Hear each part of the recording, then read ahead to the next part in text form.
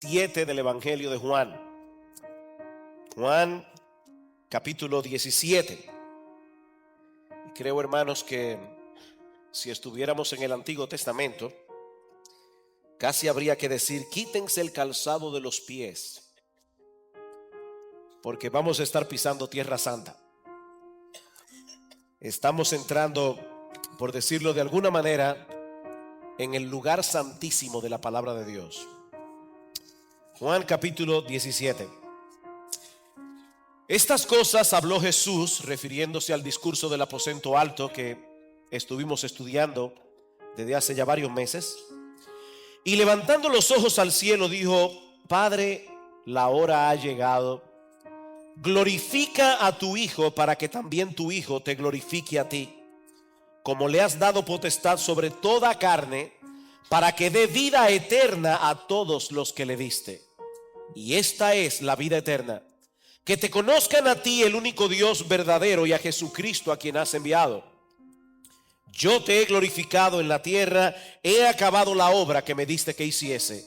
Ahora pues, Padre, glorifícame tú al lado tuyo con aquella gloria que tuve contigo antes que el mundo fuese. Mi intención original era predicar Juan 17 completo en esta mañana. Nos vamos a quedar únicamente en estos versículos que yo acabo de leer, pero vamos a leer el pasaje completo. He manifestado tu nombre a los hombres que del mundo me diste. Tuyos eran y me los diste, y han guardado tu palabra.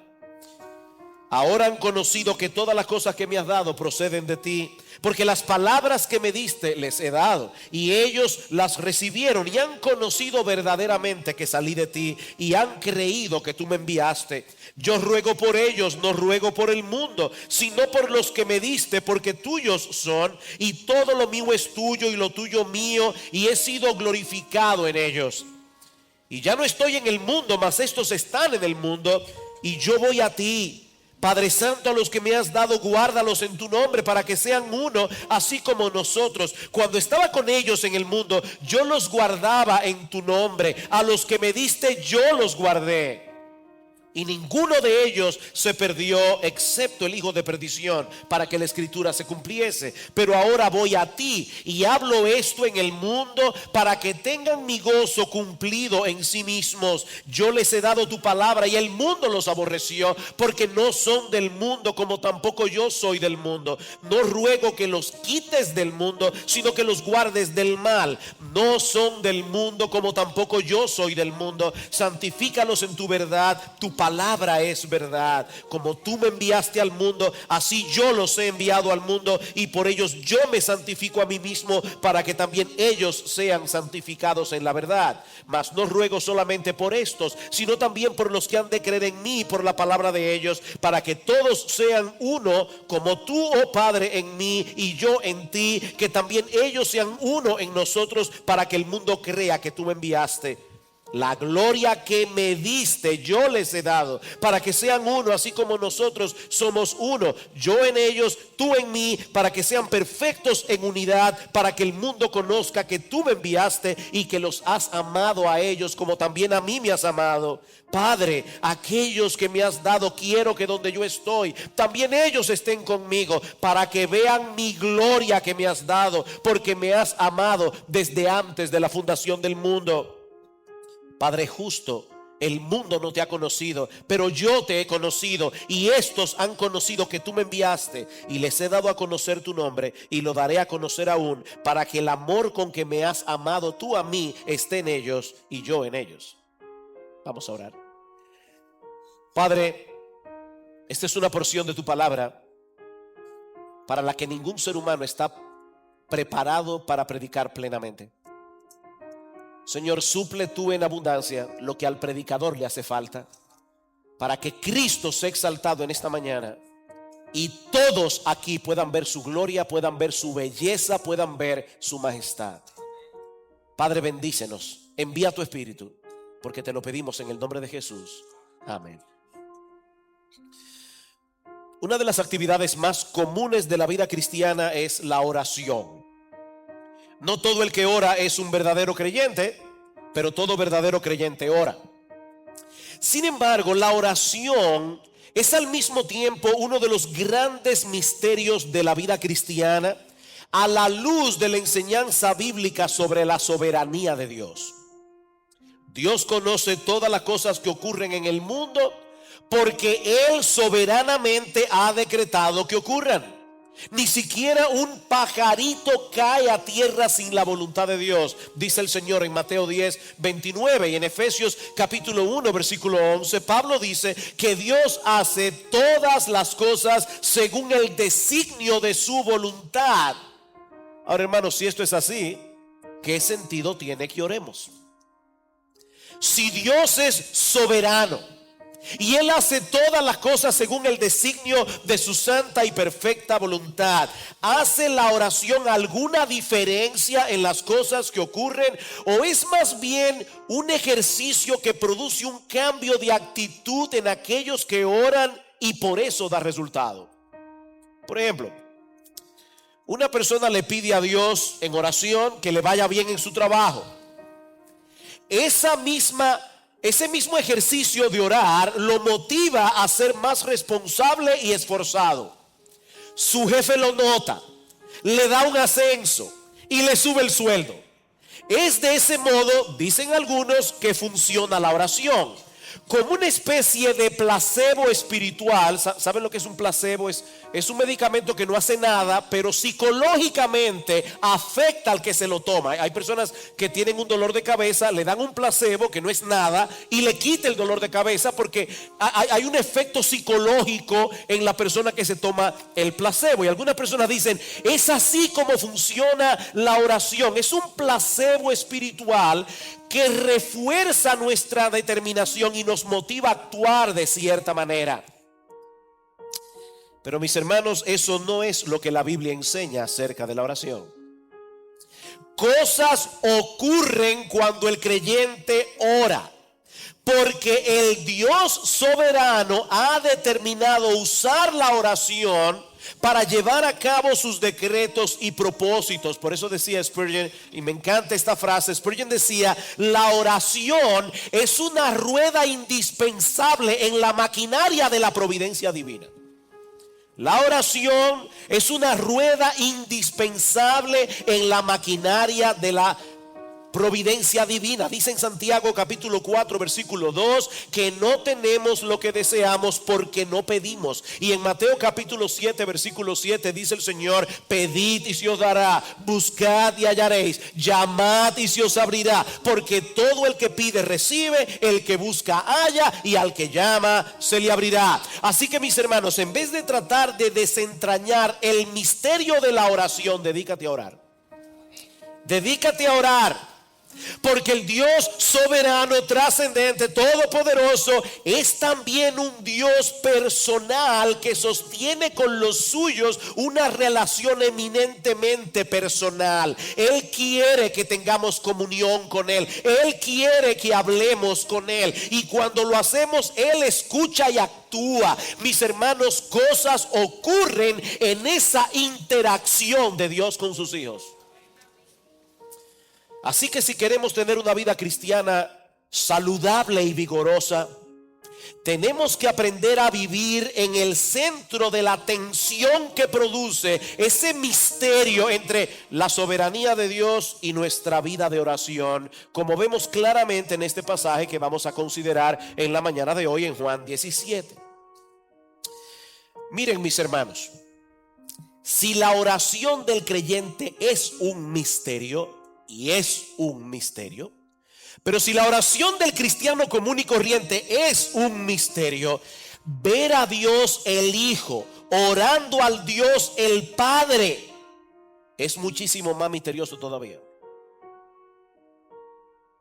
Si alguien entendía la soberanía de Dios, era el Señor Jesucristo, porque Él es Dios encarnado. Sin embargo, una de las características más sobresalientes de su ministerio terrenal fue su dependencia de Dios en oración. Constantemente el Señor se apartaba de todo y de todos para hablar con su Padre celestial. Y en este pasaje del Evangelio de Juan, nosotros tenemos el privilegio de escuchar esta conversación privada entre el Padre y el Hijo. Esta es la oración más extensa que se recoge de Jesús en la Biblia, y como decía al principio, fue pronunciada inmediatamente después del discurso del aposento alto que hemos estado considerando como iglesia durante meses. Por eso un predicador del siglo XVII decía que esta es la oración más grande que se haya pronunciado en la tierra, y vino a continuación del sermón más grande que se haya predicado en la tierra. De manera que al considerar el contenido de esta oración, debemos recordar quién está hablando con quién aquí y en qué circunstancia. Yo no sé cuántos de ustedes han tenido la experiencia de estar en medio de una conversación entre dos personas con mucha profundidad intelectual y académica. Y aunque tratamos de seguirles el paso, lo más probable es que no lo entendamos del todo, y en ocasiones casi nada. Escuchaba a un predicador muy conocido, C.J. Mahaney, que él contaba cómo en una ocasión él iba en el carro detrás, en el asiento de atrás, con el doctor Al Mohler, que es un tremendo académico, un individuo definitivamente que Dios lo dotó con un cerebro que va más allá de lo normal. Y al lado de él iba Mark Dever, otra persona que Dios ha usado en gran manera, y también una persona con una gran profundidad y conocimiento, no solamente teológico, sino también histórico, de historia de la iglesia. Y dice Mahaney que él iba oyendo a Mohler hablar y a Dever hablar, y entonces él no podía sentir a casi nada de lo que decía porque no estaba entendiendo nada. Si usted asiente en una conversación que no entiende, usted está mintiendo. Así que dice Mahaney que él estaba tratando de agarrar algo que él pudiera entender para poder decir que sí, porque no entendía lo que estaban hablando. Ahora, hermanos, si eso puede ocurrir en la conversación de dos seres humanos comunes y corrientes, cuánto más cuando se nos permite escuchar a Dios el Hijo hablando con Dios el Padre en el momento más crucial de su ministerio. Decía Juan Carlos Ryle: debemos aceptar la imposibilidad de comprender plenamente todo lo que se dice en esta oración, de plano. En los 26 versículos de este capítulo, dice Ryle, hallamos frases, palabras y expresiones que probablemente nadie ha llegado a entender en su totalidad. Bueno, entonces, pastor, entonces vámonos a casa, y ¿para qué pasarnos la hora entera y el domingo que viene, y quién sabe si el otro también, estudiando esta oración? Bueno, porque al mismo tiempo nosotros debemos notar que el Señor Jesucristo quiso que los discípulos escucharan esta oración, y que Juan la dejara por escrito en su evangelio para beneficio de su iglesia a través de los siglos. Dice en el versículo 13, en la mitad: yo hablo esto en el mundo para que tengan mi gozo cumplido en sí mismos. Él quería que nosotros conociéramos lo que había en su corazón en este momento tan crucial de su vida y de su ministerio, y por eso oró de tal manera que pudiéramos recibir el beneficio de entender su oración a pesar de sus complejidades, por lo menos hasta cierto punto. Y créeme, lo que tú puedas entender de esta oración va a ser probablemente la mayor bendición de tu vida.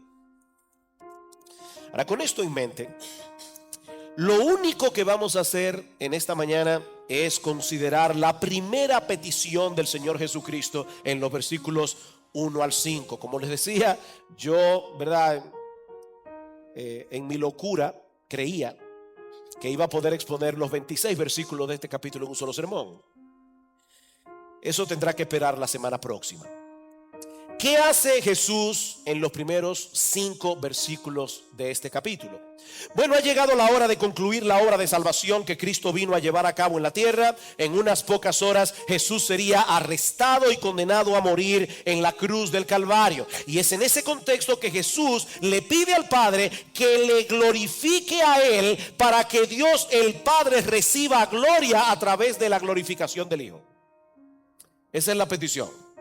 ¿Qué está pidiéndole Cristo a su Padre en este momento? Él está pidiendo a su Padre que le glorifique a Él, a Cristo, para que el Padre reciba gloria a través de la glorificación del Hijo. Dice en el versículo 1, glorifica a tu Hijo para que también tu Hijo te glorifique a ti. Pero ahora noten lo que sigue diciendo en el versículo 2. como le has dado potestad sobre toda carne, o sea, sobre todo ser humano, para que dé vida eterna a todos los que le diste. Padre, glorifica a tu Hijo, para que también tu Hijo te glorifique a ti. Ahora, tú me has dado a mí potestad sobre toda carne, para que yo dé vida eterna a todos los que tú me diste. Normalmente nosotros solemos pensar en que Cristo es un regalo de Dios para nosotros. Es extraño pensar que nosotros somos un regalo de Dios para Jesús. Dice, todo lo que tú me diste. Dios el Padre, desde antes de la fundación del mundo, escogió a un grupo de personas para que sean beneficiarios de la salvación. Y nosotros, esos que fueron escogidos por el Padre, por una razón que solo Él conoce, somos el regalo de Dios el Padre a Dios el Hijo. Por eso es que en Tito capítulo 1 versículo 2 dice que el Dios que no miente prometió vida eterna desde antes de la fundación del mundo. ¿A quién le prometió Dios vida eterna desde antes de la fundación del mundo, cuando nada había sido creado? A Dios el Hijo. Dios le prometió darle personas a Dios el Hijo como un regalo de parte del Padre. Tú le darás vida eterna. Tú me diste la potestad de dar vida eterna a todos los que me diste. Así que hay una conexión aquí entre la glorificación del Hijo y la glorificación del Padre a través de la muerte de Jesús por nuestra salvación. Porque la única forma de que Cristo pudiera ejercer esa potestad de dar vida eterna era muriendo por nosotros en la cruz. De manera que esa muerte en la cruz, que era motivo de tanta vergüenza en aquellos días, es el instrumento a través del cual Jesús recibe gloria al ejercer la potestad de darnos vida eterna. Como dice un comentarista, colgado en esa cruz y aparentemente indefenso, Él seguía dando vida y recibiendo gloria. En la cruz, cuando Jesús parecía cualquier cosa menos un salvador, Él estaba dando vida eterna y estaba recibiendo gloria. Y cuando el Hijo recibe gloria por medio de la cruz, el Padre es glorificado en el Hijo. Cuando el Hijo recibe gloria por medio de la cruz, el Padre es glorificado en el Hijo.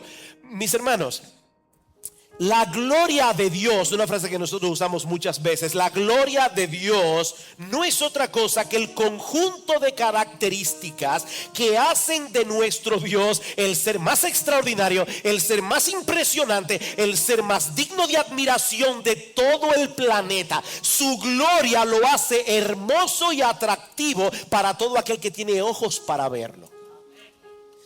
Y esa gloria se manifiesta en todo su esplendor. Dios manifiesta su gloria en la creación. Los cielos cuentan la gloria de Dios. Dios manifiesta su gloria a través de la providencia, como Él gobierna todas las cosas. Pero yo estoy diciendo, hermanos, que esa gloria de Dios brilla en todo su esplendor cuando Cristo muere por nosotros en la cruz del Calvario. Porque es allí, como en ningún otro lugar, donde vemos el despliegue más sorprendente de la santidad y la justicia de Dios, juntamente con su bondad, su amor y su sabiduría. Mira, mi amigo, el pecado es un serio problema para Dios. Es un serio problema para Dios. Como dice el doctor Martin Lloyd-Jones, todo el plan de salvación proclama que Dios no puede pasar por alto el pecado.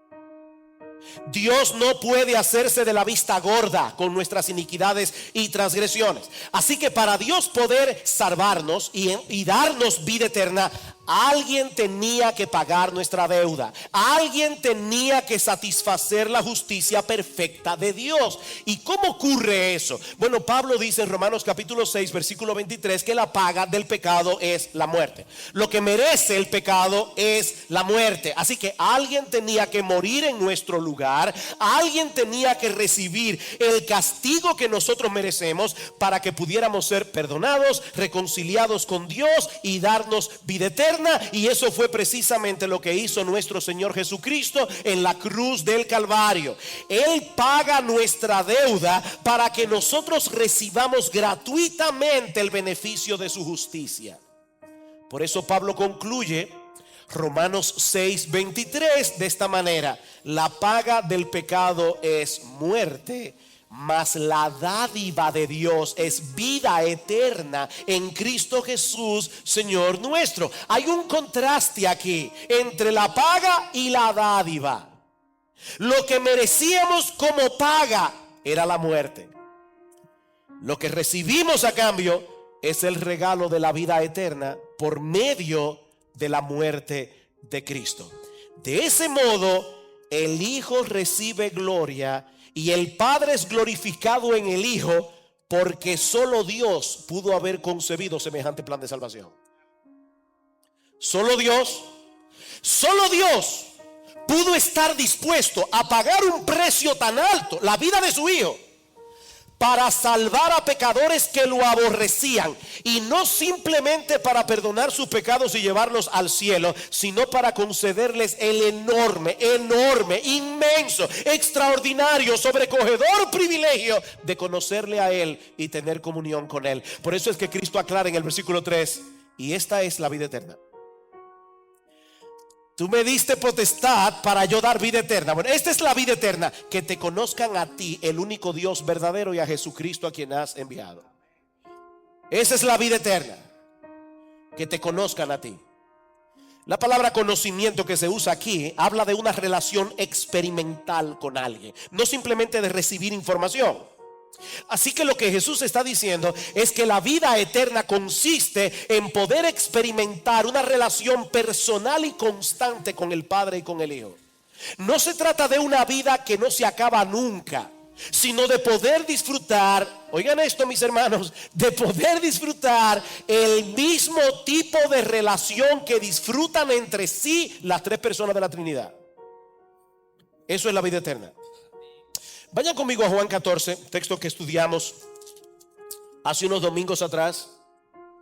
Yo les dije, le aclaré desde el principio, esto es una conversación privada entre el Padre y el Hijo, o entre el Hijo y el Padre. Jesús no está dando aquí una clase de teología. Él está hablando con su Padre Celestial, y Él quería que tú y yo escucháramos su conversación. En Juan capítulo 14, versículo 20, el Señor le dice a sus discípulos: en aquel día, cuando Él muriera, resucitara y ascendiera a los cielos y enviara al Espíritu Santo, en aquel día vosotros conoceréis que yo estoy en mi Padre, vosotros en mí y yo en vosotros. Una relación impresionante. Nosotros estamos unidos a Cristo, pero Cristo está unido al Padre, así que a través de Cristo nosotros estamos unidos al Padre también. Versículo 23: el que me ama, mi palabra guardará, y mi Padre le amará, y vendremos a Él y haremos morada con Él. Haremos morada. Por causa de nuestra unión con Cristo, nosotros disfrutamos experimentalmente una deleitosa y permanente comunión con el Dios Trino. Y ahora el Señor dice en Juan 17:3 que la vida eterna no es otra cosa que el disfrute de esa relación. ¿Sabes lo que eso significa, mi amigo? Que nadie está verdaderamente vivo a menos que pueda experimentar una deleitosa comunión con Dios el Padre a través de la obra redentora de Dios el Hijo. Nadie está realmente vivo. Dice en 1 de Juan capítulo 5 versículo 12: el que tiene al Hijo tiene la vida. El que no tiene al Hijo, dice Juan, no tiene la vida, porque Él es la única conexión y la única vía de acceso al Dios vivo y verdadero. Es Jesucristo. Es en ese sentido que el Señor dice en Juan capítulo 10 versículo 10: yo vine para que tengan vida y para que la tengan en abundancia. Y es en ese mismo sentido que dice en Juan 14:6, el famoso versículo de Juan 14:6: yo soy el camino, yo soy la verdad y yo soy la vida. No es que Él da vida, es que Él es la vida. Él es la vida. Estar sin Cristo es estar desconectado de Dios. Y estar desconectado de Dios es estar alejado de la fuente de todo bien aquí y ahora, y recibir sin lugar a dudas al final de nuestros días una condenación de miserias sin fin. Así que Cristo vino al mundo a recobrar esa bendita comunión que Adán y Eva tenían con Dios en el paraíso. Juan 17:4 dice el Señor orando al Padre: yo te he glorificado en la tierra, he acabado la obra que me diste que hiciese. Él está a punto de morir, dice, yo he acabado la obra. Tú me diste una obra, tú hiciste un plan de salvación. El hombre se rebeló contra Dios en su incredulidad, pero Dios tomó la determinación de no dejarlo en esa condición, aunque eso le costara la muerte de su hijo. Y lo que Jesús está pidiendo en esta oración, por eso le decía al principio que la oración es un misterio, y más la oración de Dios el Hijo con Dios el Padre. Porque Jesús le está pidiendo a Dios en oración, Señor, cumple tu propósito. Tú me enviaste con un propósito de salvación. Y yo sé, Señor, que ese propósito me llevará a la cruz. Yo sé, Señor, que ese propósito producirá que en unas pocas horas yo voy a ser arrestado, yo voy a ser escupido, yo voy a ser golpeado, vilipendiado, coronado con una corona de espinas. Yo voy a sufrir el martirio de la cruz, pero Señor, mi petición es cumple tu voluntad. Cumple tu voluntad, aunque yo sufra por eso. Versículo 5. Ahora pues, Padre, glorifícame tú al lado tuyo después de la cruz, después de la resurrección y su ascensión a los cielos. Glorifícame tú al lado tuyo con aquella gloria que tuve contigo antes de que el mundo fuese. Hay dos cosas evidentes en este versículo. La primera es que Jesús no comenzó su existencia cuando nació de la Virgen María en la aldea de Belén, porque él está hablando de algo que él tenía antes de la fundación del mundo, junto con el Padre. Pero en segundo lugar, él es el eterno Hijo de Dios, lleno de gloria, lleno de majestad. Pero lo segundo que este texto nos enseña es que algo sucedió con esa gloria de Jesús al hacerse hombre, porque él le está pidiendo al Padre que le glorifique de nuevo con aquella gloria que tuvo junto a él antes de que el mundo fuese. Eso no significa que Jesús dejara de ser Dios cuando se hizo hombre, pero la naturaleza humana de Jesús fue como un velo que ocultó temporalmente el brillo de su gloria. O sea, el Dios de gloria, el que hizo todas las galaxias, el Todopoderoso, se hizo hombre. Y si tú hubieras estado en Jerusalén en los días de Jesús y hubieras visto a Jesús con los discípulos, tú no hubieras distinguido quién es él, porque Jesús se hizo hombre común y corriente. Él ocultó el brillo de su gloria con el velo de su humanidad. El himno de Wesley: gloria al verbo encarnado en humanidad velado. Gloria al verbo encarnado en humanidad velado. ¿Ustedes recuerdan lo que sucedió en el monte de la transfiguración en Mateo 17? Que dice que el Señor Jesucristo tomó a Pedro, a Juan y a Santiago y se fue a un monte alto y se transfiguró delante de ellos, y dice que resplandeció su rostro como el sol y sus vestidos se hicieron blancos como la luz. ¿Saben qué fue lo que ocurrió en ese momento? Que por unos minutos Jesús permitió que el velo de su humanidad no ocultara el brillo de su gloria, y Pedro casi se vuelve loco. Se puso a hablar disparate en el monte. Digo, eso no lo digo yo, no es una ofensa. La Biblia dice que él está hablando disparate. Porque, ver el brillo de la gloria de Jesús por un momentito fue demasiado para el apóstol Pedro. Y mis hermanos, esa fue la gloria que nuestro bendito Señor y Salvador Jesucristo estuvo dispuesto a dejar a un lado para venir a salvarnos. Él pudo haber venido al mundo como un rey glorioso, resplandeciente, lleno de pompa. Él pudo haber habitado en el palacio más asombroso que alguna vez algún ser humano haya visto jamás. Un palacio que el Taj Mahal no le quede ni por los tobillos. Pero por amor a ti y a mí, Él decidió nacer como hombre, y eso es mucho, en un pesebre maloliente, en el seno de una familia pobre, y por si todo eso fuera poco, dejarse tratar como un criminal y ser llevado a morir en una cruz para pagar por tus pecados y los míos. Lo sorprendente de todo esto es que ese mismo proceso de humillación que Jesús sufrió voluntariamente es el medio a través del cual el Padre es glorificado en el Hijo y nosotros somos beneficiados con el don de la vida eterna, que es conocerle a Él y tener comunión con Él. Ese es el proceso que Pablo describe en Filipenses capítulo 2. Que Jesús, siendo en forma de Dios, no estimó el ser igual a Dios como cosa que aferrarse, sino que se despojó a sí mismo, tomando forma de siervo, hecho semejante a los hombres, y estando en la condición de hombre, se humilló todavía más, haciéndose obediente hasta la muerte, y muerte de cruz. Pero el pasaje no termina ahí. Y gloria al Señor que el pasaje no termina ahí. Pablo sigue diciendo que fue precisamente por causa de esa dolorosa obediencia que Dios también lo exaltó hasta lo sumo y le dio un nombre que es sobre todo nombre, para que en el nombre de Jesús se doble toda rodilla de los que están en los cielos y en la tierra y debajo de la tierra, y toda lengua confiese que Jesucristo es el Señor, para la gloria de Dios el Padre. ¿Saben qué es lo que Pablo está describiendo en Filipenses capítulo 2? La respuesta del Padre a la oración de Jesús en Juan 17. Glorifícame tú al lado tuyo con aquella gloria que tuve contigo. Dios lo exaltó hasta lo sumo.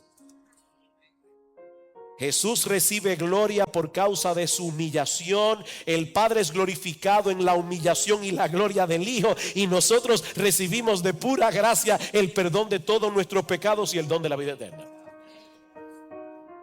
Ahora bien,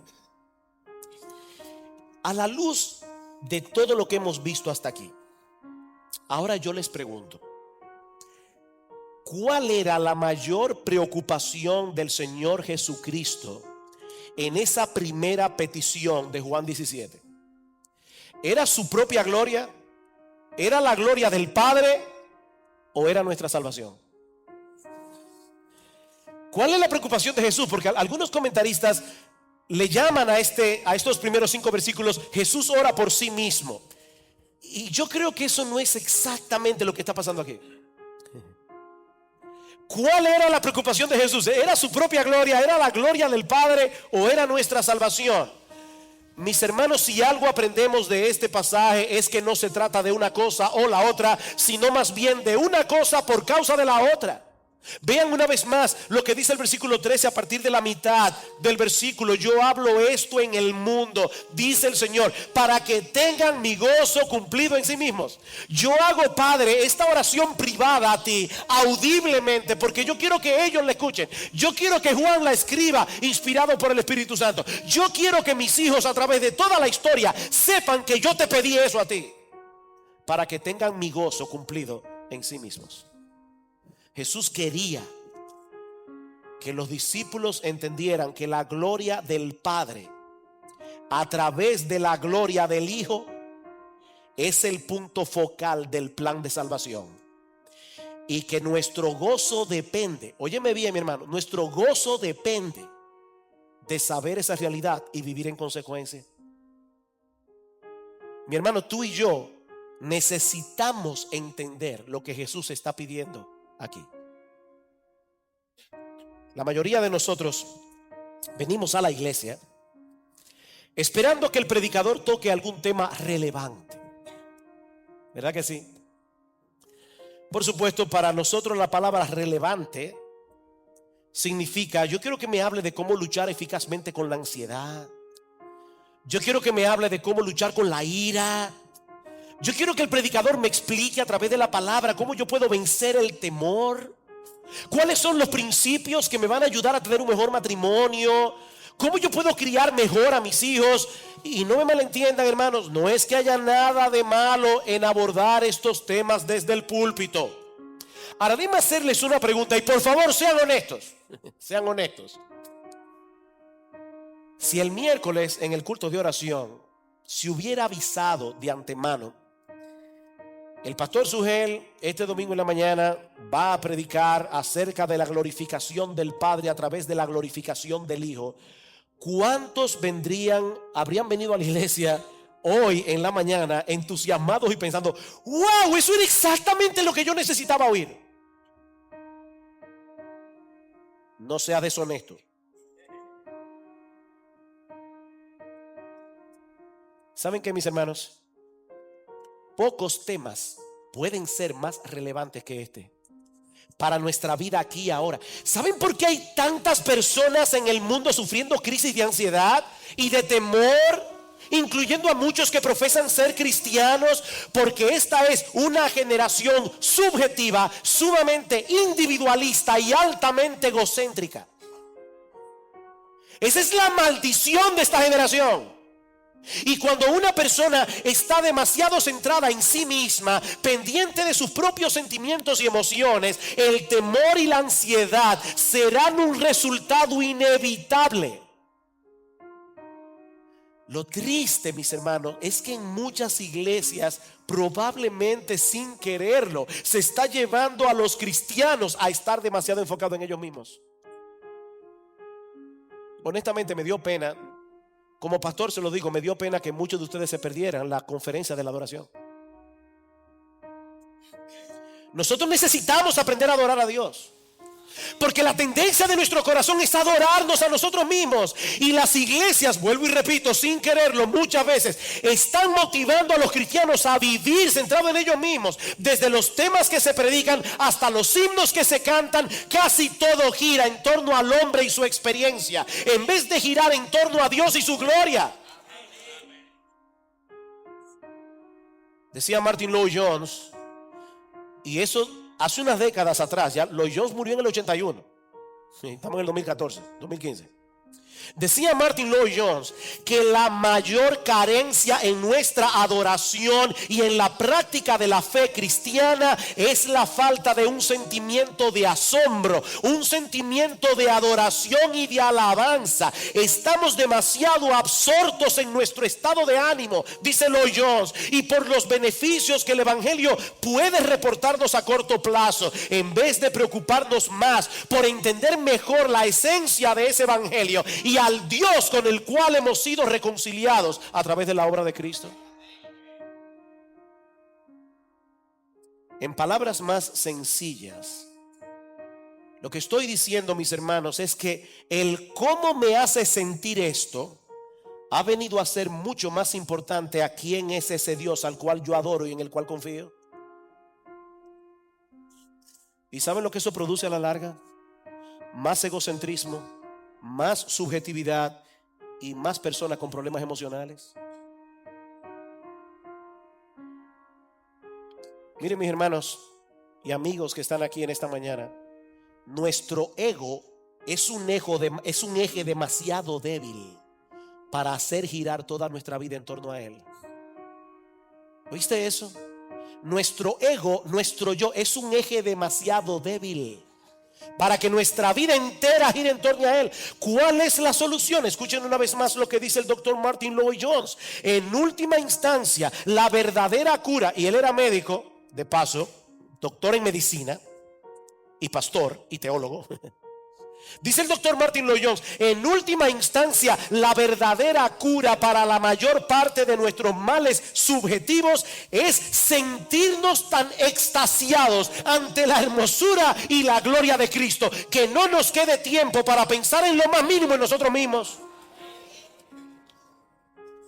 Esa es la cura. Piensen por un momento en la visión que tuvo Isaías en el capítulo 6. Yo sé que Bill Brandenstein habló de ese pasaje el domingo pasado. Dice que en el año que murió el rey Usías, Isaías vio al Señor, una visión, sentado sobre un trono alto y sublime. Sus faldas llenaban el templo. Por encima de él había serafines. Y oía Brandenstein decir el domingo pasado, no eran ángeles chovi como los que aparecen en las pinturas renacentistas.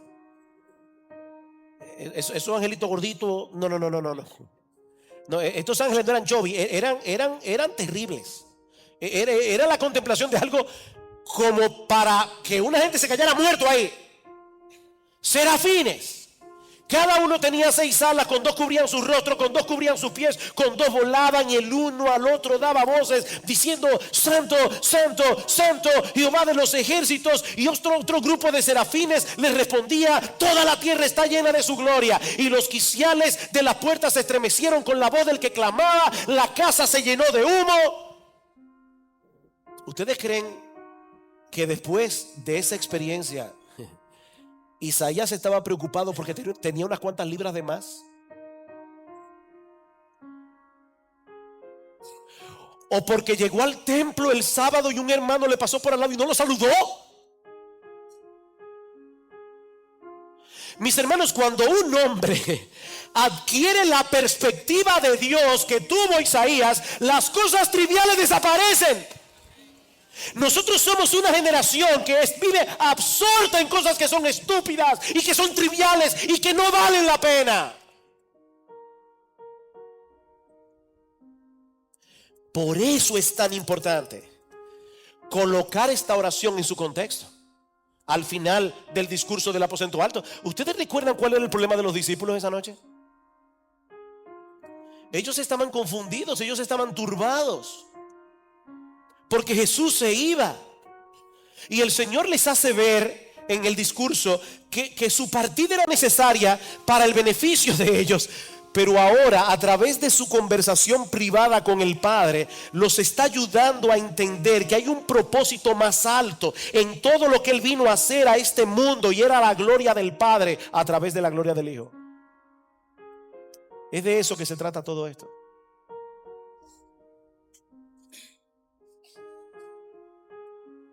Dice Francis Chan que nuestro Dios nunca ha tenido una crisis de identidad. Él sabe que Él es grande y que Él merece estar en el centro de nuestras vidas. Y cuando Él está en el centro, nosotros recibimos el beneficio. Déjenme compartirles algo muy personal. No estaba en el guión. Yo estoy sufriendo de sinusitis, mucha gente lo sabe aquí. Y a veces eso me hace la noche muy difícil. La otra noche no podía dormir. Fue una noche horrible hace 2 noches atrás. Y yo veía las horas pasar, las 2 de la mañana, las 3 de la mañana, las 4 de la mañana, las 5 de la mañana. Mucho sueño, no poder dormir. Pero yo he estado leyendo algo sobre el libro de Job últimamente. Y cómo el diablo le dice a Dios: ¿tú crees que Job te sirve de balde? Quítale lo que tú le has dado y tú vas a ver si no te maldice en tu misma cara. Y Dios le da permiso al diablo para tocar a Job, para que Job sufriera lo que él sufrió y mostrar que aún así se iba a mantener apegado a Dios.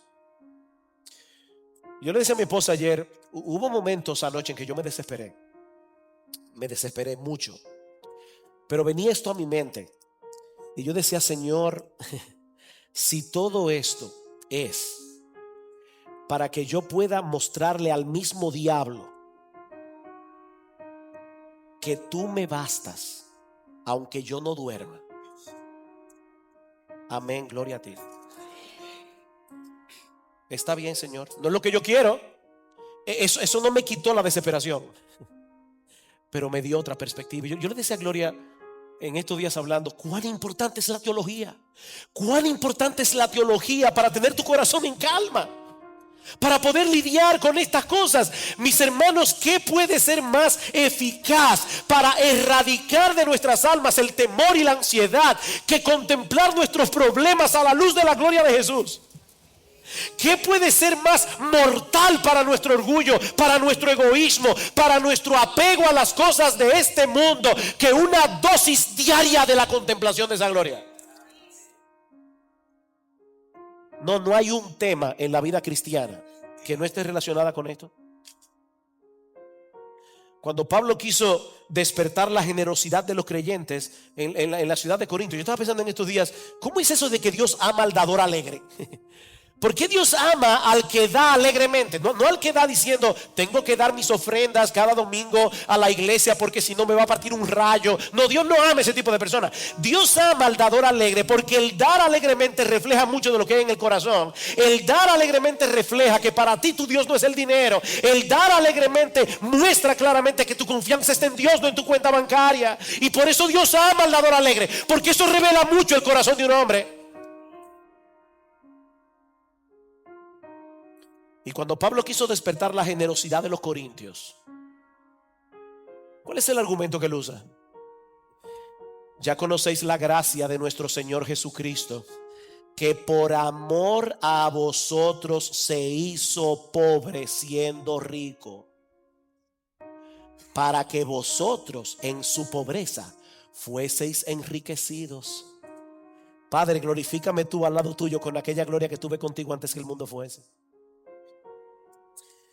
Para lidiar con el problema del orgullo en la iglesia de Filipos y las divisiones que el orgullo produce en la iglesia, ¿cuál es el ejemplo que Pablo pone delante de nosotros? Haya pues en vosotros este sentir que hubo también en Cristo Jesús, el cual siendo en forma de Dios no estimó el ser igual a Dios como cosa que aferrarse, sino que se humilló a sí mismo, haciéndose obediente hasta la muerte y muerte de cruz. Queridos hermanos, nuestra mayor necesidad como creyentes es poseer una perspectiva cada vez más clara y más profunda de la gloria, la hermosura y la majestad de nuestro gran Dios y Salvador Jesucristo. Eso es lo que más tú y yo necesitamos. Cuando esa gloria es colocada en el lugar que le corresponde, entonces y solo entonces podemos comenzar a disfrutar la vida en abundancia que Cristo compró para nosotros en la cruz del Calvario. ¿Qué aprendemos entonces de esta oración de Jesús con respecto a nuestra oración? Que al igual que Él, debemos pedirle al Padre que cumpla sus propósitos en nuestras vidas, que se haga su voluntad en la tierra tal como se hace en el cielo, aunque eso implique temporalmente dolor y aflicción para nosotros. Alguien me comentaba el otro día que había escuchado a un predicador, un gran predicador, preguntarle a la congregación: si el Señor te concediera una petición con la seguridad de que te la va a responder, ¿cuál sería? Y dice que este predicador, yo lo conozco, es un predicador enérgico, le dio unos minutos, unos segundos a la congregación para pensar en la respuesta, y después le dijo: no, no pidan por la salvación de su esposo y de su esposa y de sus hijos. No pidan por salud. Pídanle a Dios que se haga su voluntad. Si Dios te pidiera, te dijera: dame una petición, ¿sabes cuál sería esa sola petición? Señor, que se haga tu voluntad y no la mía, porque es en esa voluntad que tú serás glorificado y mi alma será beneficiada, no importa lo que pase. Porque no hay un lugar más seguro en el centro de la tierra que estar en el centro de la voluntad de Dios. Y no es que pidamos, no es que no pidamos cosas particulares. Yo estoy hablando, si te dijeran: dame una petición, Señor, que se haga tu voluntad. Señor, que se haga tu voluntad y no la mía. Oh Dios, líbrame de que se haga mi voluntad. Dios recibirá gloria cuando se haga su voluntad. Y créeme, nosotros seremos grandemente bendecidos. Pero no quisiera concluir sin traer unas palabras de aplicación a cualquier persona que pueda estar visitándonos en esta mañana y que no haya recibido aún el perdón de sus pecados y el don de la vida eterna por medio de la fe y del arrepentimiento. Mi amigo, no olvides, estar desconectado de Cristo es estar desconectado de Dios. Y estar desconectado de Dios es estar alejado de la fuente de todo bien. Sin Él no hay vida. Es estar alejado de la fuente de todo bien aquí, ahora, y recibir al final de tus días una condenación de miserias sin fin. Pero Cristo vino al mundo a restaurar nuestra comunión con Dios por medio de su muerte en la cruz del Calvario, para que todo aquel que en él cree no se pierda, mas tenga vida eterna. Esa es la dádiva de Dios. Ese es el regalo que Dios ofrece en el evangelio de pura gracia y que se obtiene únicamente por medio de la fe. Mi amigo, no continúes viviendo de espaldas a Dios, haciendo tu voluntad, procurando tu propia gloria, cuando el Señor te ofrece hoy por medio de Cristo el perdón de todos tus pecados y el don de la vida eterna, gratuitamente por gracia, por medio de la fe. Oh, que el Señor bendiga su palabra en esta mañana, trayendo a muchos con cuerdas de amor a la cruz del Calvario, para la gloria del Padre en la glorificación del Hijo. Vamos a orar. Padre, nosotros queremos darte gracias. Oh Señor, cuán sorprendente es oír esta conversación entre tu Hijo y tú. Gracias, Padre, por hacernos partícipes de esa conversación privada. Gracias porque tu Espíritu Santo quiso que nosotros supiéramos lo que Jesús pidió esa noche antes de su crucifixión. Ayúdanos, Señor, a vivir para tu gloria. Ayúdanos, Señor, a colocar la gloria de tu Hijo en el centro de nuestras vidas. Ayúdanos a cultivar esa preciosa relación que Cristo compró para nosotros contigo con el precio de su sangre. Alabado sea tu nombre, Señor. Qué gran Dios eres tú. Aplica tu palabra, Señor, en esta mañana, porque te lo pedimos en el nombre de Jesús. Amén.